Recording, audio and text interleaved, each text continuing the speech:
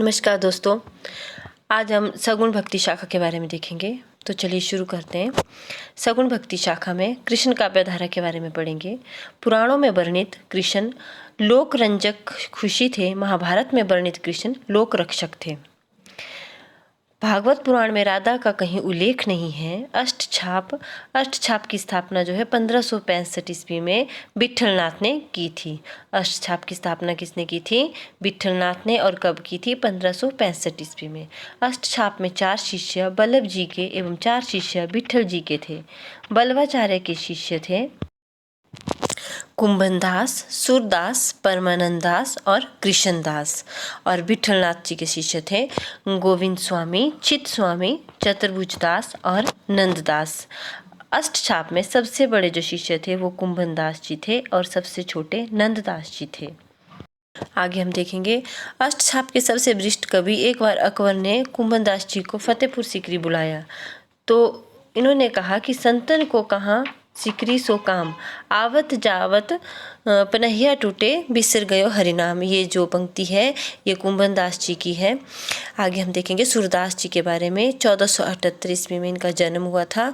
अष्टछाप के सबसे प्रसिद्ध कवि। जन्म 1478 ईस्वी में सिंहग्राम रुणकता में हुआ था। प्रमुख रचनाएं देखेंगे साहित्य लहरी, सुर सरावली, सुरसागर। साहित्य लहरी में देखेंगे माना जाता है कि इनकी रचना नंददास जी को नायिका भेद रस रीति शिक्षा देने के उद्देश्य से सूरदास जी ने की थी। साहित्य लहरी में दुष्ट कूट पदों का उल्लेख है जिनमें उक्ति व चित्र है। आगे देखेंगे सुरसागर सूरदास जी की प्रमाणिक रचना है। जहांगीर के संरक्षण में लिखित रचना सुरसागर गीति काव्य है। भ्रमर गीत इसका मनोरम प्रसंग है। सुरसागर को आधार मानकर श्रीमद् भागवत दशम स्कंद 12 है। अब तक इसके लगभग 6000 पद दोहे जो है मिले हैं। सूरदास जी के काव्यों को जीवनोत्सव का काव्य कहा जाता है। शुक्ल जी ने जीवनोत्सव आनंद का काव्य कहा है।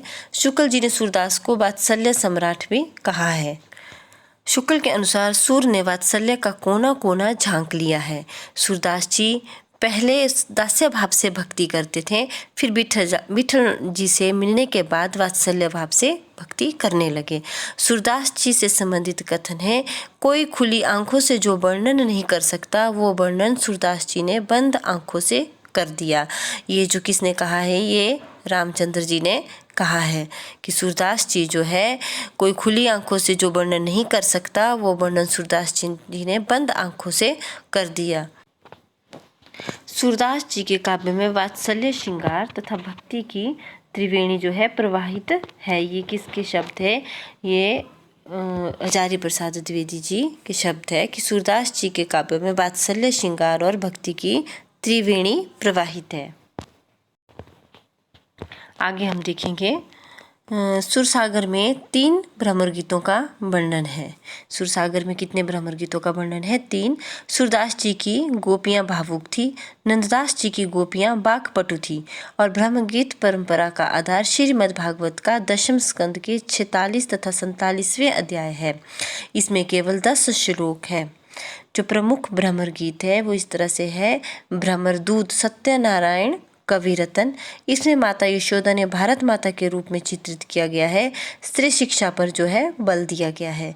दूसरा है उद्धव शतक, जगन्नाथ दास रत्नाकर का लिखा हुआ 1929 का है। ये आधुनिक काल का सबसे प्रसिद्ध भ्रमर गीत जो है उद्धव शतक है। किसने लिखा था? जगन्नाथ दास रत्नाकर ने। इसमें भक्तिकालीन आख्यान, रीतिकालीन कलेवर, आधुनिक कालीन रचना है। आगे देखेंगे भ्रमर गीत बरकत उल्ला प्रेमी। इनकी गोपियाँ कैसी थी? आध्यात्मिक और भौतिकवादी थी। भंवर गीत जो है नंददास जी ने लिखा है और सुदामा चरित्र नरोत्तम दास स्वामी ने लिखा है। और कृष्णायन द्वारिका प्रसाद मिश्र ने। कृष्णायन अवधी भाषा में लिखा आधुनिक काल का अंतिम महाकाव्य है। अवधी भाषा में लिखा हुआ अंतिम महाकाव्य कौन सा है? कृष्णायन। किसने लिखा था? ये लिखा था आपका द्वारिका प्रसाद मिश्र ने। ठीक है। सुर सराबली सुरसागर की ही सूची मानी जाती है। आगे देखेंगे परमानंद दास, 1493 ईस्वी में इनका जन्म हुआ था। परमानंद दास ने भी वात्सल्य पद लिखे हुए हैं। इनकी पंक्ति का है, कहा करो बैकुंठी जाई। आगे देखेंगे कृष्णदास, 1496 ईस्वी, उपनाम अधिकारी था इनका। आगे देखेंगे हम ग्रंथ जो है कृष्णदास जी का जुगमाल चरित।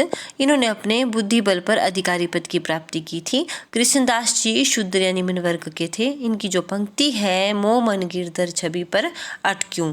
और आगे अगला देखेंगे हम गोविंद स्वामी जी। गोविंद स्वामी जो है 1505 ईस्वी में इनका जन्म हुआ था। राजस्थान के भरतपुर से ये जुड़े हुए हैं। एकमात्र अष्टछाप का कवि जो राजस्थान का है। अष्टछाप के कवियों में सबसे अच्छे गायक थे और कृष्ण भक्ति के 252 पद लिखे। कुछ विद्वानों के अनुसार 600 पद भी ये जो गोविंद स्वामी जी थे, ये अष्टछाप के कवियों में सबसे अच्छे गायक हैं। आगे देखेंगे चित्त स्वामी, 1515 ईस्वी में इनका जन्म हुआ। इन्होंने अपने चमत्कारी व्यक्तित्व से श्रीनाथ जी के मंदिर में पद प्राप्त कर लिया था। इनकी जो इम्पोर्टेंट पंक्ति है, अहो तो पे अचरा प्रसार प्रसार मागो, जुग जुग दियो मोको यही ब्रज बसीबो। आगे देखेंगे चतुर्भुज दास जी के बारे में। 1530 में इनका जन्म हुआ था और कुंभन दास जी के ये पुत्र थे। और इनकी प्रमुख रचनाएं हैं द्वादश यश, हितजू का मंगल। आगे देखेंगे हम नंददास जी के बारे में। 1533 ईस्वी में इनका जन्म हुआ था और शुक्र या सोरो क्षेत्र में। और कवि गढ़िया नंददास जी जड़िया, भाषा का जड़िया कवि जो है इनको कहा जाता है। नंददास जी की प्रमुख रचनाएं हैं रास पंचाध्यायी। इसका आधार जो है श्रीमद् भागवत के 29 और 33वां अध्याय है। इस रचना के बाद ही इन्हें भाषा का जड़िया कवि कहा गया था। सिद्धांत पंचाध्यायी इनकी अगली रचना है। इसमें कृष्ण की लीलाओं की आध्यात्मिक व्याख्या की गई है। इसमें राधा का कहीं भी उल्लेख नहीं है। आगे इनकी अनेकार्थ मंजरी है। मान मंजरी या दोनों रचनाएं जो है पर्यायवाची शब्दकोश है। कौन कौन सी? अनेकार्थ मंजरी और मान मंजरी। विरह मंजरी है इनकी। इसमें एक ब्रजवासी ग्वाला के वियोग का वर्णन है। भंवर गीत है। भंवर गीत में क्या है? इसके पूर्वार्ध में गोपी उद्धव संवाद है और उत्तरार्ध में गोपी विरह का वर्णन किया जाता है। इनकी अन्य रचनाएं देखेंगे गोवर्धन लीला, प्रेम बारह खड़ी, श्याम सगाई, भंवर गीत, रुक्मणी मंगल, रूप मंजरी, सूफी काव्य धारा की रचना, रस मंजरी और कृष्ण काव्य धारा के जो है क्या थे अंतिम इसके अष्टछाप के ये अंतिम कवि थे नंददास जी। ठीक है, आगे हम देखेंगे। आगे देखते हैं हम कृष्ण काव्य धारा के अन्य प्रमुख कवि। पहले नंबर पर है मीराबाई। इनका जन्म जो 16वीं शताब्दी मेड़ता के कुंडली गांव में मीराबाई के हुआ था और मीराबाई के जो गुरु थे वो संत रैदास जी थे। मीराबाई बचपन से ही कृष्ण की आराधना करती थी। भक्ति कांत या माधुर्य भाव की जो इनका भक्ति का जो भाव था इनका वो माधुर्य भाव था। मीराबाई संप्रदाय निरपेक्ष कवयित्री थी। मीराबाई जो संप्रदाय थी निरपेक्ष कवयित्री थी। भाषा इनकी राजस्थानी मिश्रित ब्रजभाषा थी। मीराबाई ने पदों की रचना की है। मीराबाई के पदों का संकलन मीरा पदावली में परशुराम चतुर्वेदी ने किया है। मीराबाई ने किसकी रचना की है? पदों की रचना की है। और जो मीराबाई के पदों का संकलन किया था मीरा पदावली में है और ये किसने किया था? परशुराम चतुर्वेदी ने किया था। मीराबाई मुक्तावली का संकलन नरोत्तम स्वामी ने किया है। मीराबाई मुक्तावली का संकलन किसने किया है? नरोत्तम स्वामी ने किया है। मीराबाई ने गुजराती में सत्यभामाजी नु रुसणु ग्रंथ लिखा है। मीराबाई का विवाह भोजराज के साथ हुआ। माना जाता है कि विवाह के कुछ समय पश्चात ही भोजराज की मृत्यु हो गई थी तथा मीरा राजपाट को छोड़कर पुष्कर से होती हुई वृंदावन चली गई।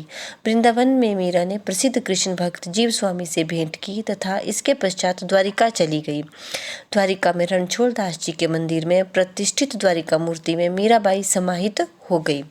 आगे हम मीराबाई की रचनाएं देखेंगे। राग गोविंद, राग सोरठा, गीत गोविंद का टीका, नरसिंह जी का महरा।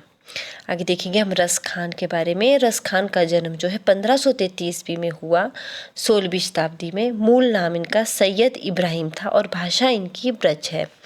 इनके प्रिय छंद है सवैया और भक्ति जो है इनकी माधुर्य व सखा भाव से थी। रस खान ने विट्ठलनाथ जी कृष्ण के बाल रूप को माना जाता है। रस खान ने विट्ठलनाथ जी को क्या माना था? कृष्ण के बाल रूप को जाना माना जाता है। मूल गोसाई चरित्र बेनी माधवदास की तुलसी ने अपना रामचरितमानस सबसे पहले रस खान को ही सुनाया था। रस खान संप्रदाय निरपेक्ष कवि है। भारतेंदु हरिश्चंद्र ने रस खान के बारे में कहा है, इन मुसलमान जनन पर कोटि हिंदुन बारई। आगे देखेंगे रस खान जी की रचनाएं। सुजान रस खान सबसे प्रसिद्ध एवं सबसे बड़ी रचना इनकी कौन सी है? सुजान रस खान। इसमें 181 सवैये हैं, 4 सोरठे हैं तथा 12 दोहे हैं। आगे देखेंगे प्रेम वाटिका। रस खान जी की रचना है सुजान रस खान। दूसरी है प्रेम वाटिका। प्रेम वाटिका में राधा कृष्ण को माली मालिन के रूप में चित्रित किया गया है। इसमें 53 दोहे हैं। तीसरी जो इनकी रचना है दान लीला।